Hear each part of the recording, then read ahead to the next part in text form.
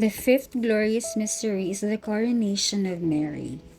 A reading from the book of Revelation, chapter 12, verse 1.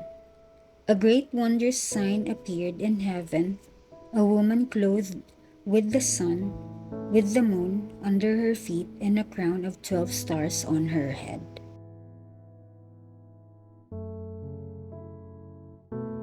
The meditation.